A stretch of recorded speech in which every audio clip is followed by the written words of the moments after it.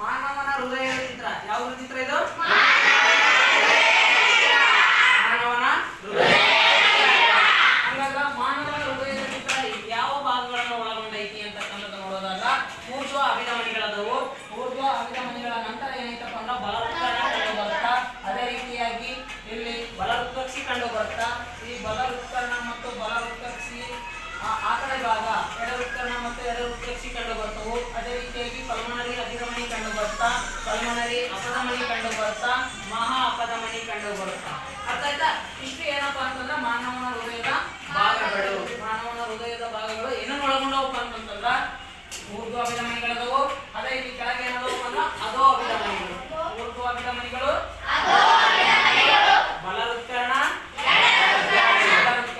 ಬಲವೃತ್ಕಕ್ಷಿ, pulmonary ಅಪಧಮನಿ, ಮತ್ತೇನು ಅಯೋರ್ಥ ಅಥವಾ ಮಹಾ ಅಪಧಮನಿ.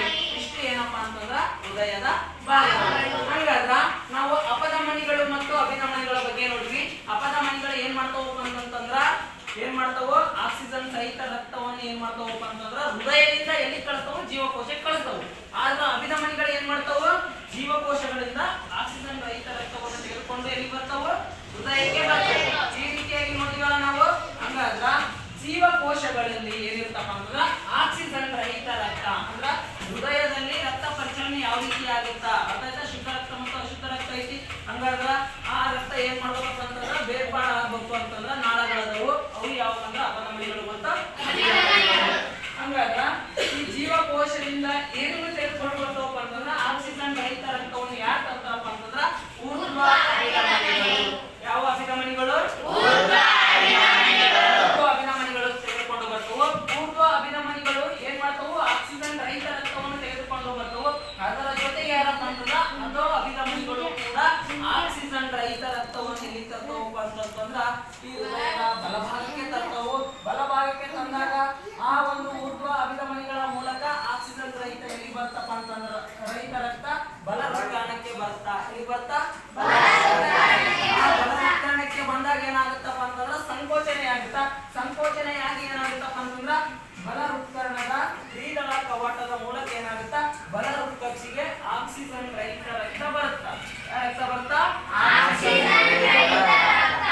ಆಕ್ಸಿಜನ್ ರಹಿತ ರಕ್ತ ಬಲವೃತ್ಕರ್ಣದ ಮೂಲಕ ದ್ವಿದಳ ಕವಾಟ ಓಪನ್ ಆಗ್ತವು. ಅಂದ್ರೆ ಸಂಕೋಚನೆ ಉಂಟಾಗುತ್ತಾ. ಸಂಕೋಚನೆ ಉಂಟಾಗದಾಗ ದ್ವಿದಳ ಕವಾಟ ಏನಂತ ಓಪನ್ ಆಗಿ ಎಲ್ಲಿ ಬರ್ತಾವ? ಬಲವೃತ್ಕಕ್ಷಿಗೆ ಬರ್ತಾ. ಬಲವೃತ್ಕಕ್ಷಿಗೆ ಏನ್ ಬರ್ತಪ್ಪ ಅಂದ್ರೆ ಆಕ್ಸಿಜನ್ ರಹಿತ ರಕ್ತ ಬರ್ತಾ. ತದನಂತರ ಬಲವೃತ್ಕಕ್ಷಿಗೆ ಬಂದಂತ ಆಕ್ಸಿಜನ್ ರಹಿತ ರಕ್ತ ಅಲ್ಲೂ ಕೂಡ ಬಲವೃತ್ಕಕ್ಷಿಯಲ್ಲೂ ಕೂಡ ಏನಾಗುತ್ತಾ? ಸಂಕೋಚನೆ ಆಗುತ್ತಾ. ಸಂಕೋಚನೆಯಾದಾಗ ಬಲವೃತ್ಕಕ್ಷಿಯಿಂದ ಆಕ್ಸಿಜನ್ ರಹಿತ ರಕ್ತ ಎಲ್ಲಿಗೆ ಹೋಗುತ್ತಪ್ಪ ಅಂತಂದ್ರ ಪಲ್ಮನರಿ ಅಪಧಮನಿಗೆ ಹೋಗುತ್ತಾ. ಎಲ್ಲಿಗೆ ಹೋಗುತ್ತಾ? ಪಲ್ಮನರಿ ಅಪಧಮನಿ ಅಂತಂದ್ರೂ ಕೂಡ ಒಂದ, ಕುಪ್ಪಸಕ ಅಪಧಮನಿ ಅಂದ್ರೂ ಕೂಡ ಒಂದೇ. ಹಂಗಾದ್ರೆ ಕುಪ್ಪಸಕ ಅಪಧಮನಿಗೆ ಆಕ್ಸಿಜನ್ ರಹಿತ ರಕ್ತ ಹೋದಾಗ ಮುಂದೆ ಎಲ್ಲಿಗೆ ಹೋಗುತ್ತಪ್ಪ ಅಂದ್ರ ಶ್ವಾಸಕೋಶಗಳಿಗೆ ಹೋಗುತ್ತಾ. ಶ್ವಾಸಕೋಶಗಳಿಂದ ಆಕ್ಸಿಜನ್ ರಹಿತ ರಕ್ತ ಅಥವಾ ಕಾರ್ಬನ್ ಡೈಆಕ್ಸೈಡ್ ರಕ್ತ ಶ್ವಾಸಕೋಶಗಳ ಮೂಲಕ ಎಲ್ಲಿಗೆ ಹೋಗುತ್ತಪ್ಪ ಅಂದ್ರ ಹೊರ ಹಾಕಲ್ಪಡುತ್ತಾ. ಎಲ್ಲಿಗೆ ಹೋಗುತ್ತಾ? ತದನಂತರ ಈ ಶ್ವಾಸಕೋಶದಿಂದ ಕಾರ್ಬನ್ ಡೈಆಕ್ಸೈಡ್ ಯುಕ್ತ ರಕ್ತ ಹೊರ ಹೋದಾಗ ನೆಕ್ಸ್ಟ್ ಯಾರು ಬರ್ತಾರಪ್ಪ ಅಂತಂದ್ರ ಆಕ್ಸಿಜನ್ ಸಹಿತ ರಕ್ತ. ಆಕ್ಸಿಜನ್ ಸಹಿತ ರಕ್ತವನ್ನು ತರ್ತಾ. ಯಾರು ತರ್ತಾರಪ್ಪ ಅಂತಂದ್ರ ಪಲ್ಮನರಿ ಅಭಿಧಮನಿಗಳು. ಯಾರು? ಆ ಪಲ್ಮನರಿ ಅಭಿಧಮನಿಗಳಿಗೆ ಇರ್ತಕ್ಕಂಥ ಇನ್ನೊಂದು ಹೆಸರು ಏನಪ್ಪಾ ಅಂತಂದ್ರ ಕುಪ್ಪಸಕ ಅಭಿಧಮನಿ. ಈ ಕುಪ್ಪಸಕ ಅಭಿಧಮನಿ ಅಥವಾ ಪಲ್ಮನರಿ ಅಭಿಧಮನಿಗಳು ಏನ್ ಮಾಡ್ತಾವಪ್ಪ ಅಂದ್ರ ಆಕ್ಸಿಜನ್ ಯುಕ್ತ ರಕ್ತವನ್ನು ಆಕ್ಸಿಜನ್ ಯುಕ್ತ ರಕ್ತ ಅಥವಾ ಸಹಿತ ರಕ್ತವನ್ನು ಎಲ್ಲಿ ತರ್ತಾವಪ್ಪ ಅಂತಂದ್ರ ಪಲ್ಮನರಿ ಅಭಿಧಮನಿಗಳು ಎಡವೃತ್ಕರ್ಣಕ್ಕೆ ತರ್ತಾವು. ಎಲ್ಲಿ ತರ್ತಾವು? ಎಡವೃತ್ಕರ್ಣಕ್ಕೆ ತಂದಾಗ ಆಕ್ಸಿಜನ್ ಸಹಿತ ರಕ್ತವನ್ನು ತಂದಾಗ ಅಲ್ಲಿ ಏನಾಗುತ್ತಾ? ಸಂಕೋಚನೆ ಉಂಟಾಗುತ್ತಾ. ಸಂಕೋಚನೆ ಉಂಟಾಗಿ ಅಲ್ಲೂ ಕೂಡ ಎರಡು ಕವಾಟಗಳಿರ್ತಾವು.